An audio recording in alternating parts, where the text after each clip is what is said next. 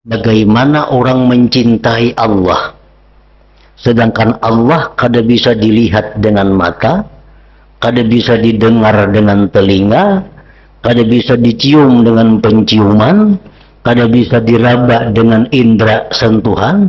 Tapi orang bisa mencintai Allah. Nah, dari indera mana datangnya cinta kepada Allah itu? Nah, kenapa Nabi mengatakan bahwa yang paling kucintai adalah salat? Ini menunjukkan bahwa ada sumber cinta yang tersembunyi yang bukan datang dari panca indera yang 5. Buktinya sembahyang. Sembahyang adalah urusannya lawan mata, lawan telinga, lawan pencium, lawan rasa, lawan raba, ada. Tapi Nabi sembahyang itulah yang paling kucintai. Kita menggali, mempertajam, memperbaiki indera keenam itu. Supaya apa? Supaya dengan indera yang keenam itu kita bisa lezat, kita bisa nyaman dengan hal-hal yang di luar panca indera 5.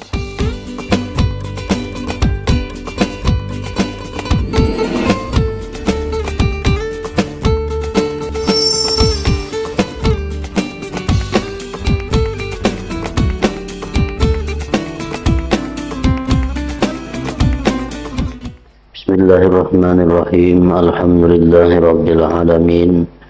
Wabihi nasta'in ala umuri dunya waddin. Wassalatu wassalamu ala ashrafil anbiya wal mursalin Sayyidina Muhammadin wa ala alihi wa sahbihi ajma'in. Qala al-musannif al-imam Muhammad bin Muhammad al-Ghazali rahimahullah wa nafa'ana bi'ulumih. Al-aslu tsani anna al-hubba lamma kana tabi'an lil-idraki wal ma'rifah inqasama la mahalata bihasabi inqisabil mudrakati wal hawas. Falikulli hasatin idrakun naw'i minal mudrakat walikulli wahidin minha lazzatun bi ba'dil mudrakat walitab'i bisababi tilkal lazzati mailun ilaiha fakanat mahbubatin inda tab'is salim. Falazzatul aini bil ibsar wa idrakil mubsaratil jamilati was suwaril malihatil hasanatil mustalazzah. Walazzatul uzun bin nagamatit tayyibatil mawzunah. Walazzatul syammi bir rawaih tayyibah. Walazzatul zawki bit tuhum. Walazzatul lamsi fil aipil lini wan nu'umah. Walamma kanat hadhil mudrakatu bil hawasi mulizzatan kanat mahbubatan ay kana litab'i salim mailun ilaiha hatta qala Rasulullah sallallahu alaihi wasallam hubbiba ilayya min dunyakum salas at-tib wan nisa wa ju'ila qurratu aini bis salah ila akhirih.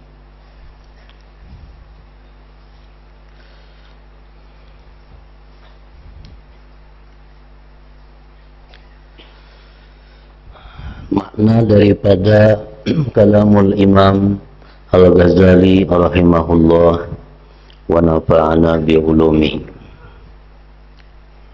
Asal yang kedua daripada mahabbah, daripada cinta, bahwasanya cinta manakala mengikuti pada yang diketahui dan yang dikenal. Dalam asal yang pertama telah disebutkan bahwa cinta itu mengikuti kepada yang diketahui atau dikenal. Artinya sesuatu yang tidak diketahui atau tidak dikenal maka tidak mungkin dicintai. Nah, ini adalah pokok yang pertama dalam masalah mahabbah, dalam masalah cinta, bahwa cinta itu adalah mengikuti kepada ilmu ma'rifah. Kadang mungkin seseorang mencintai sesuatu yang tidak diketahui atau tidak dikenalnya. Bahwasanya cinta manakala mengikuti pada yang diketahui dan yang dikenal, maka secara pasti terbagi menurut pembagian yang diketahui dan panca indera.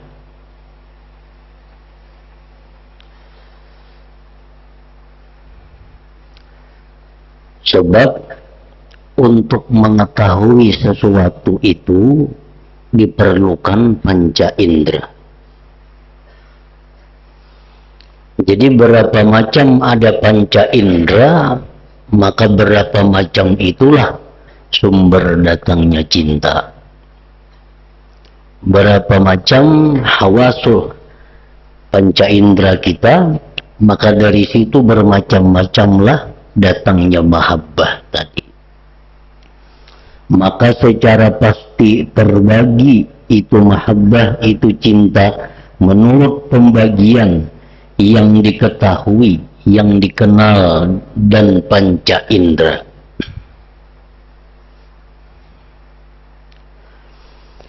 Maka setiap indera seperti mata itu mempunyai pengetahuan, idrak bahasa Arabnya.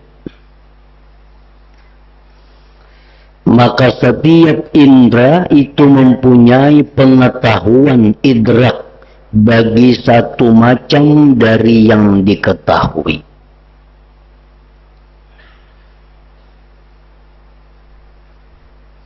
Dan pada setiap yang diketahui mempunyai kelezatan pada sebagian yang diketahui, dan pada setiap tabiat dengan sebab kelezatan itu ada kecenderungan kepadanya. Setiap indera seperti mata itu dia mengetahui sesuatu. Dengan mata kita mengetahui sesuatu, dengan telinga kita mengetahui sesuatu, dengan penciuman kita mengetahui sesuatu, dengan perasaan kita mengetahui sesuatu. Maka sesuatu yang diketahui oleh panca indera itu lezat, sesuatu yang diketahui oleh panca indera itu nyaman, maka tabiat diri kita condong kepadanya. Condong kepadanya.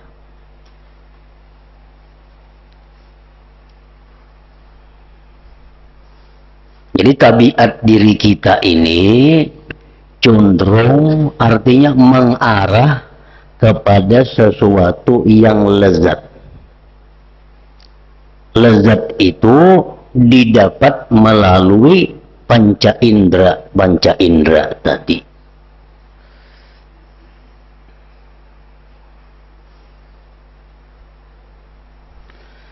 Maka setiap yang diketahui kelezatannya itu dicintai menurut tabiat yang sihat. Maka setiap yang diketahui kelezatannya, yang diketahui kenyamanannya, itu dicintai, itu disukai menurut tabiat yang sihat. Nah itu sudah rumus, sudah itu.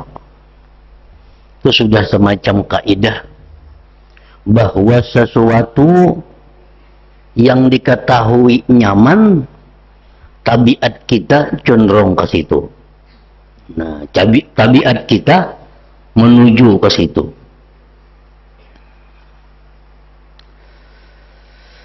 Maka kelezatan mata itu pada memandang. Kelezatan mata itu hanya untuk memandang, mengetahui apa yang dilihat yang cantik dan bentuk-bentuk rupa-rupa yang manis, yang bagus dan melezatkan. Ada kelezatan yang didapat melalui mata. Kapan itu terjadi? Di waktu mata memandang sesuatu. Di waktu mata memandang sesuatu bentuk rupa yang manis, yang baik. Nah, di situ ada kelezatan didapat. Kelezatan telinga itu pada lagu-lagu yang merdu, yang berirama nadanya.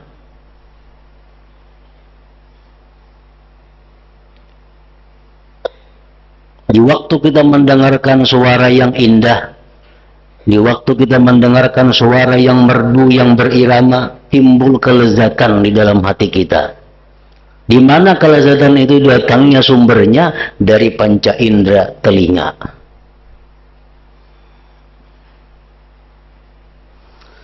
Dan kelezatan mencium pada bau-bauan yang harum. Kita cinta ketujuh lawan minyak harum. Kenapa? Karena itu nyaman. Di mana sumbernya? Panca indera penciuman. Kelezatan indera rasa itu pada makanan-makanan dan kelezatan. Kita ketujuh masakan ini, ketujuh minuman ini. Kenapa? Karena nyaman. Di mana datangnya nyaman itu? Melalui indera rasa. Dan kelezatan indera sentuhan itu pada kelembutan dan kehalusan. Nah, di sini Imam Ghazali akan menerangkan lawan kita tentang cinta itu di mana datangnya, sumbernya. Supaya kita kada salah dalam mencintai Allah.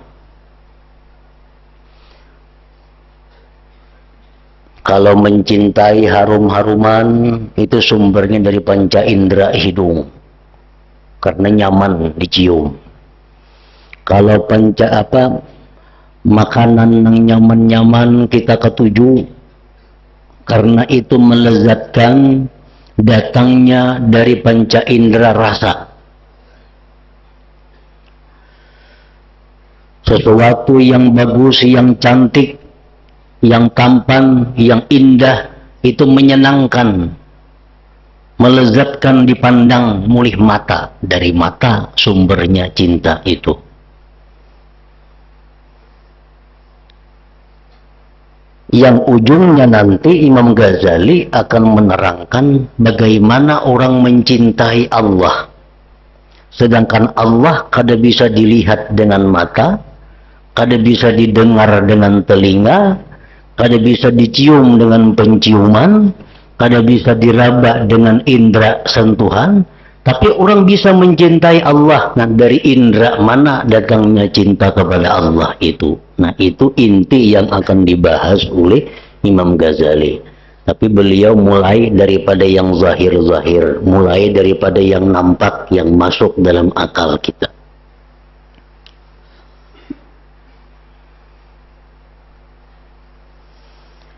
Ketika yang diketahui ini terjadi dengan indera, melezatkan, maka itu dicintai.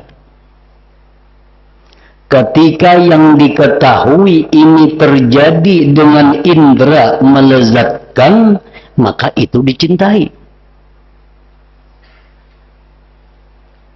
Makanan yang nyaman, diketahui dengan indera rasa, otomatis makanan itu kita cintai, kita ketujui.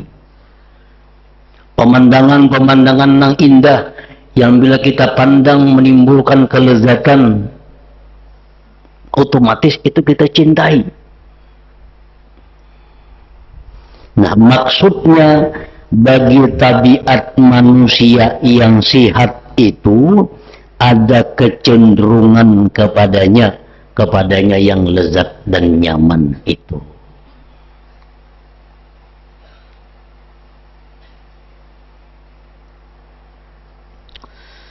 Sehingga Rasulullah sallallahu alaihi wasallam bersabda, "Hubbiba ilayya min dunyakum thalathun, at-tibu wan nisa'u wa ju'ila qurratu 'aini bis shalah."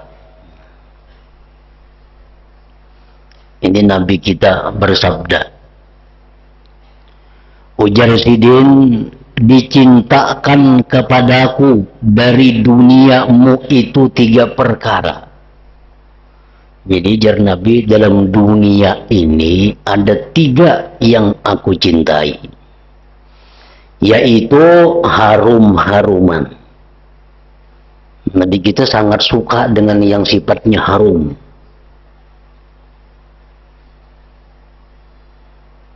Yang kedua, dan wanita, perempuan. Yang ketiga, ujar Nabi, dan dijadikan pendingin mataku, kesenanganku dalam sembahyang.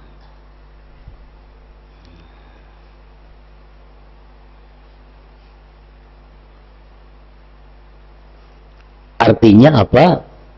Aku ujar Nabi ketujuh, cinta lawan harum-haruman. Aku suka cinta dengan perempuan. Tetapi yang paling aku cinta adalah sembahyang. Yang paling aku cinta adalah sembahyang.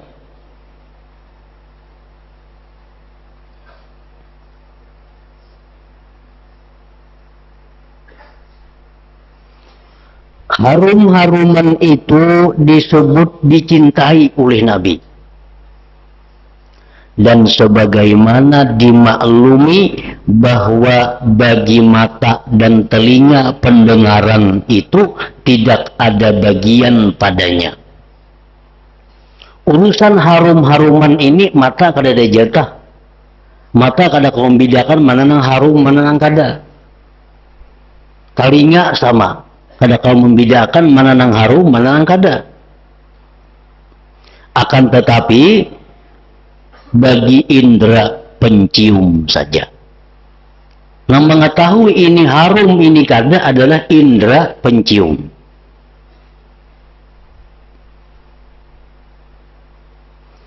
Nah, wanita. Wanita itu disebut oleh Nabi tadi dicintai.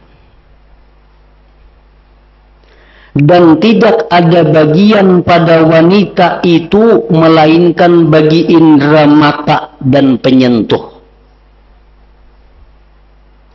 Sumber datangnya kenapa cinta kepada perempuan itu dari panca indera mata dan penyentuh. Tidak bagi indera pencium, perasa, dan pendengaran.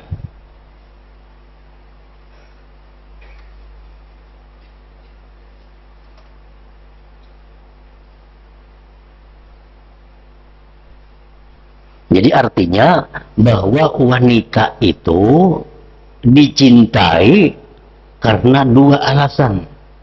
Pertama, nyaman dipandang, yang kedua, nyaman disentuh. Urusan telinga kada berfungsi, orang tuli kada jadi masalah, katanya jangan bini-bini. Karena urusan telinga kada ada urusan dengan itu.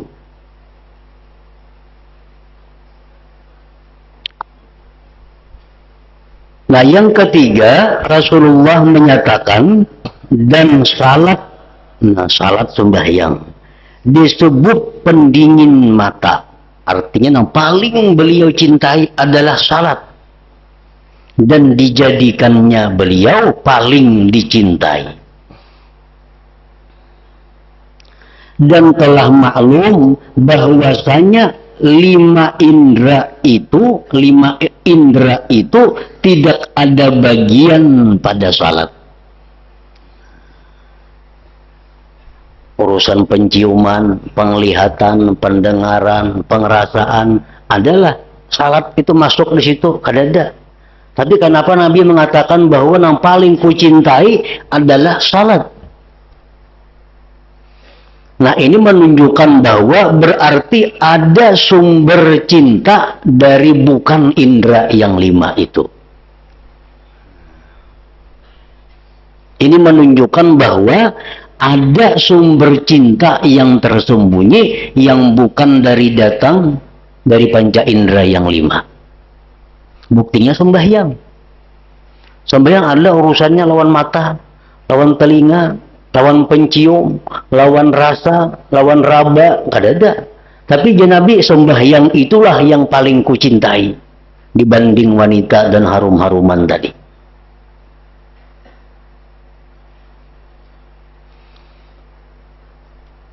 Dan telah maklum bahwasanya 5 indera itu tidak ada bagian pada salat.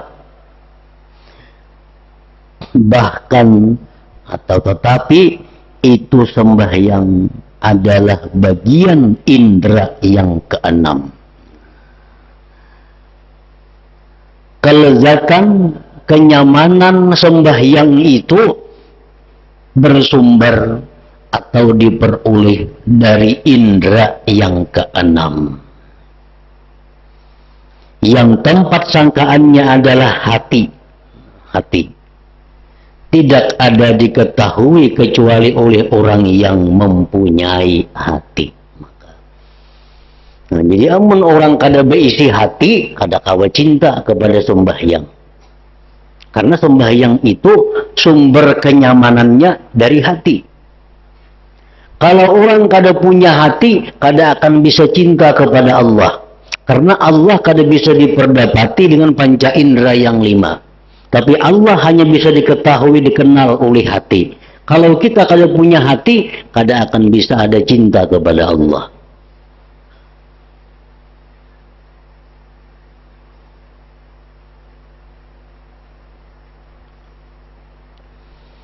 Nah, jadi seapa hati kita kenalnya, seapa hati kita tahunya kepada Allah, saitulah kita bisa cinta kepada Allah.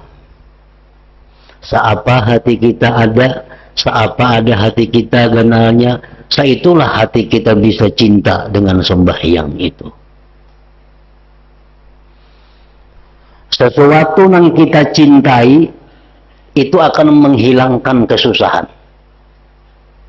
Sesuatu yang kita cintai itu akan menghilangkan penderitaan. Contohnya, orang sakit.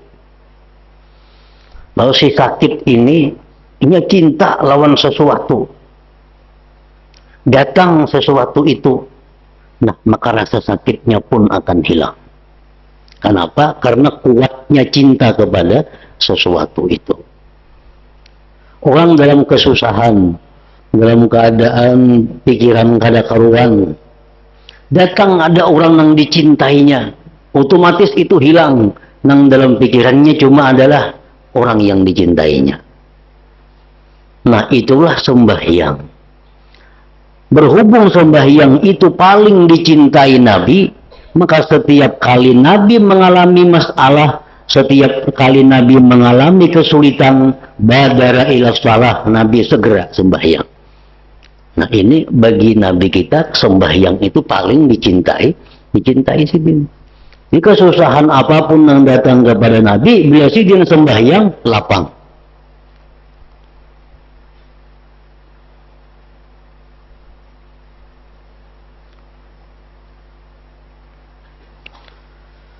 Dan telah maklum bahwasanya 5 indera itu tidak ada bagian pada salat. Bahkan itu, tetapi itu sembahyang adalah bagian indera yang ke-6 yang tempat sangkaannya adalah hati. Tidak dapat diketahui kecuali oleh orang yang mempunyai hati. Kalau kita ini ketujuh lawan sembahyang, bila sembahyang nyaman, cinta lawan sembahyang, itu menunjukkan kita mulai punya hati. Nah, karena kenyamanan sembahyang itu hanya bisa didapat melalui indera hati. Kita rasa berat sembahyang, rasa kulir sembahyang, rasa malas sembahyang, itu wajar karena sembahyang ini kenyamanannya kadang-kala dirasa dengan panca indera yang 5. Jadi kalau kita malas sembahyang berat, itu menunjukkan kita tidak mempunyai hati. Tidak dapat diketahui kecuali oleh orang yang mempunyai hati. Kelezatan kelima indera itu bersamaan padanya binatang akan manusia. Kalau soal panca indera yang 5, sama aja manusia dengan sapi. Sapi ada punya panca indera yang 5. Jadi kalau kita hanya dapat kelezatan dari panca indera yang 5 aja, yang lain kadada, sama dengan binatang. Kelezatan kelima indera itu bersamaan padanya binatang akan manusia. Maka jikalau kecintaan itu terbatas pada apa yang diketahui oleh panca indera, sehingga dikatakan bahwasanya Allah Ta'ala itu tidak dapat diketahui dengan indera dan tidak dapat dicontohkan dengan khayal, maka Allah itu tidak bisa dicintai. Maka dengan demikian maka batallah kekhususan manusia dan sesuatu yang dapat membedakan manusia daripada indera keenam yang diibaratkan darinya ada kalanya dengan akal atau nur atau dengan hati atau dengan apa yang engkau kehendaki dari ibarat-ibarat lainnya. Maka tidak ada yang menyempitkan padanya dan jauh yang demikian itu. Jadi ada orang berpendapat bahwa Allah tuh kadang-kala dicintai. Allah tuh kadang-kala dicintai. Kenapa Allah kadang-kala dicintai? Karena yang dicintai itu nangkawa dihasilkan oleh panca indera. Sedangkan Allah di luar panca indera kita. Jadi kita kadang-kala mencintai Allah. Nah, pendapat semacam ini adalah pendapat manusia yang kadada bedanya dengan perasaan dengan tingkatan binatang. Binatang hanya mencintai hal-hal yang sifatnya terjangkau oleh panca indera.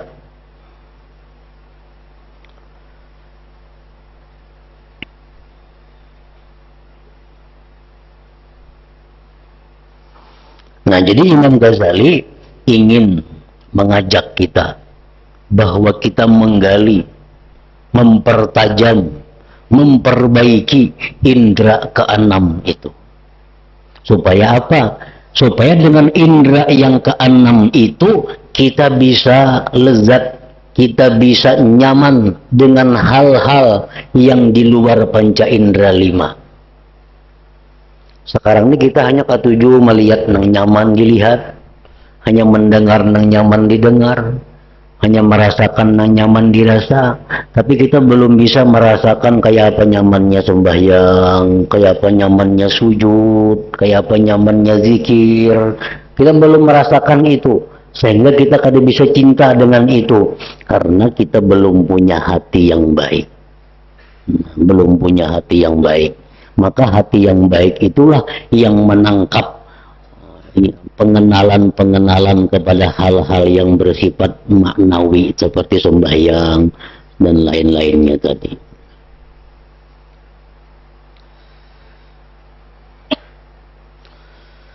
Kemudian mata hati batin itu lebih kuat daripada pandangan mata zahir. Mata hati kita nih, jakanya kita urus, jaka kita rawat, jaka kita bina, lebih kuat sebenarnya daripada pandangan mata zahir. Lebih kuat. Mata zahir paling berapa meter bisa melihat dan bisa terhalang oleh sesuatu. Tapi kalau mata hati kita yang bagus, mata hati kita yang tajam, dapat melihat yang ribuan atau jutaan kilometer daripada kita. Mata hati batin itu lebih kuat daripada pandangan mata zahir. Hati itu lebih kuat pengetahuannya daripada mata. Lebih kuat. Orang yang dalam tanah dikubur, kawalah mata kita melihat orang ini nyaman, sakit, nikmat, diazab, ada kawal lagi. Padahal semikirannya paling tanah itu mendinding kita. Tapi orang-orang yang punya hati yang baik, punya hati yang terawat, nya tahu dalam kubur ini sedang diazab, dalam kubur ini sedang dapat nikmat. Nah, itu ketajaman mata hati jauh lebih daripada mata yang zahir ini.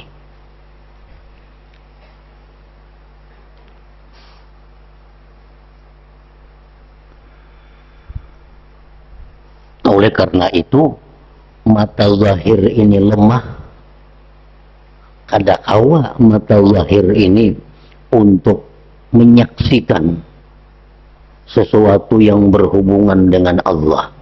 Kada bisa di dalam dunia ini mata kita musyahadah kepada Allah, kada bisa, karena mata zahir ini lemah.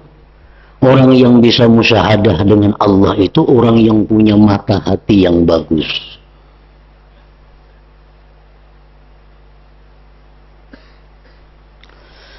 Keindahan ma'ani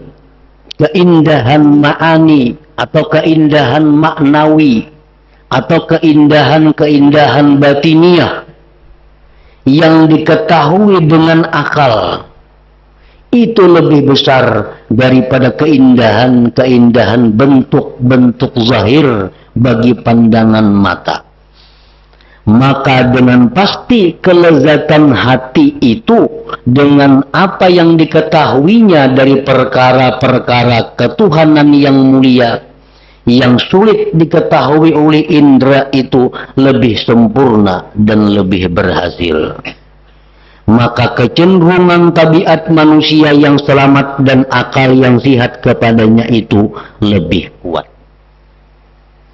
Nah, kelezatan maknawi yang hanya bisa didapat melalui hati atau akal itu lebih lezat daripada kelezatan yang zahir. Kelezatan maknawi. Kadang-kadang orang berpikir memikirkan sesuatu yang inya belum mengerti. Diputarnya, diperdalamnya, diulang-ulangnya sampai inya mengerti. Nah, begitu mengerti, inya akan dapat kepuasan yang luar biasa. Lebih puas daripada orang makan yang nyaman-nyaman, minum yang nyaman-nyaman, memandang yang nyaman-nyaman. Itu menunjukkan bahwa kelezatan rohani itu lebih daripada kelezatan zahir. Banyak orang yang tafakur, kada ingat lagi makan.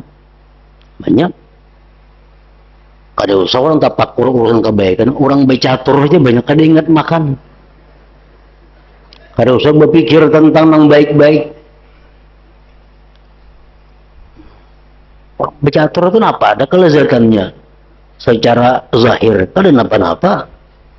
Tapi bila manang becatur itu ada kepuasan batin yang luar biasa, lezatnya lebih lezat daripada makanan yang lezat bagi orang yang hobi catur. Nah, demikian pula yang berurusan dengan agama, yang berurusan dengan Allah, yang berurusan dengan hukum-hukum Allah. Nah, mengetahui itu adalah kelezatan batin. Kita hendak mengetahui misal apa hukumnya ini. Apakah hukumnya kada jelas nah? Apakah halal atau haram? Lalu otak kita putar. Ingatakan hadis Nabi ka ini. Ingatakan firman Tuhan ka ini. 2-3 jam, 4 jam memutar otak. Akhirnya bertemuan. ternyata itu hukumnya adalah halal. Nah, begitu kita dapat bahwa itu halal, kita dapat kepuasan batin, kelezatan rohani yang lebih lezat daripada kelezatan yang dihasilkan panca indera yang 5. Nah, seperti itulah orang-orang yang mengenal Allah. Seperti itulah orang-orang yang mengenal kelezatan-kelezatan ibadah. Mereka dapatkan kelezatan melalui rohani, melalui panca indera yang ke-6 itu.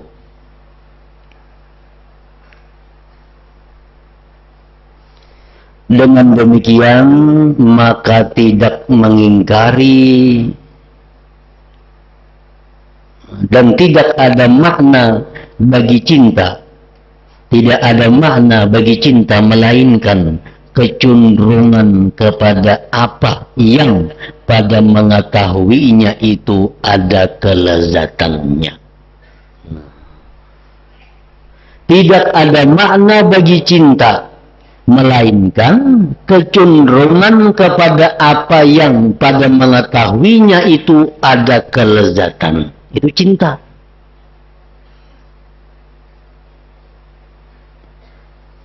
Jadi apa arti cinta? Itu arti cinta ta'rifnya.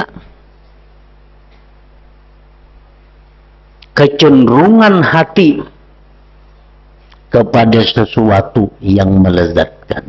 Nah, itulah arti cinta.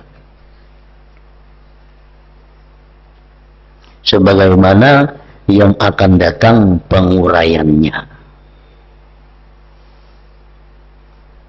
Nah, jadi dengan demikian maka tidak mengingkari, tidak menentang kecintaan kepada Allah Ta'ala kecuali orang yang duduk dengannya kekurangan pada derajat binatang.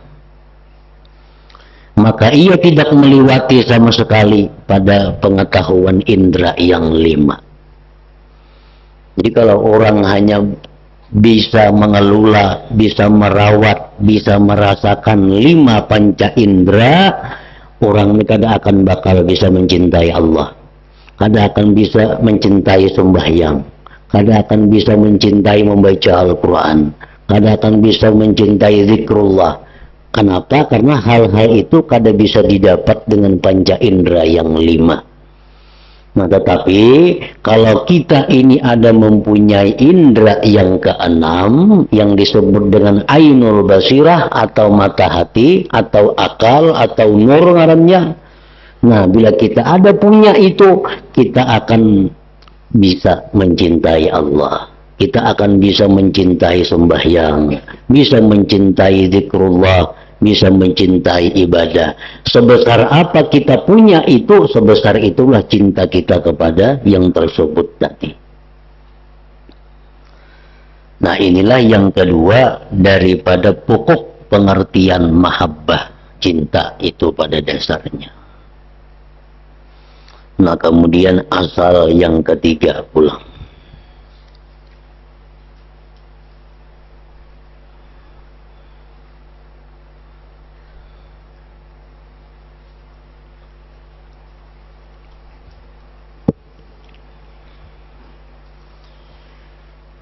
أفضل ذكر فاعلم أنه لا إله إلا الله محمد رسول الله لا إله إلا الله محمد رسول الله لا إله إلا الله محمد رسول الله لا إله إلا الله لا إله إلا الله لا إله إلا الله لا إله إلا الله لا إله إلا الله الله الله الله الله الله الله الله الله الله الله الله الله الله الله الله الله الله الله الله الله الله الله الله لا إله إلا الله محمد رسول الله لا إله إلا الله محمد رسول الله لا إله إلا الله محمد رسول الله لا إله إلا الله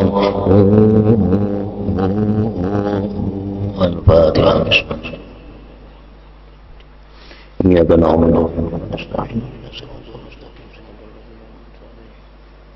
غير المغضوب عليهم فيا أرجو منه شفاعة صلوا عليه سلموا تسليما اللهم صل وسلم